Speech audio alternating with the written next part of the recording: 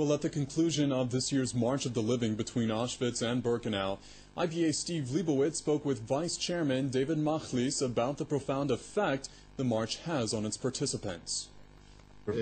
David, this is March number 20. We're 21 years since the inception. 1988 was the inception of the March of the Living. How many people would you say have come on the march over all the years? We have in the vicinity of 150,000 alumni from around the world. From around the world, I said. That means we have representatives around the world out there to tell the story, to deliver the message, to fight Holocaust denial, to make the world a much better place to live. Now, there have been years where there have actually been larger groups coming. I think the economic issues have hurt. How, in any case, have you managed to bring 8,000 people here?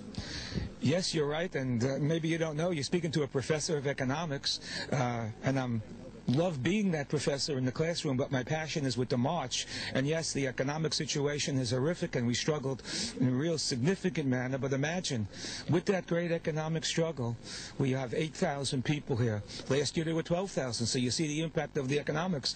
In 2005, on behalf of the 60th anniversary of VE Day, we're proud to say we had over 20,000 people here. Now, this is not only about the past, is it? For certain, it's not about the past. When the program began in 1988, the first and primary concern was, how do you fight Holocaust denial? The concern was the demographics and aging of the survivor community. That was 1988, 21 years ago. If you come now to 2009, you must be concerned about the aging of the survivor community. The survivors have been a key element in the whole education process to teach about the Shoah, to carry it to future generations. Not just remembering and honoring those who passed away in the Shoah, but when you think of the concept never again should not mean that there'll never be a genocide. We may not have control about that, but never again should mean that the world should never know, as we stand here in this most evil environment in the universe, the world should never know hatred, intolerance, and genocide.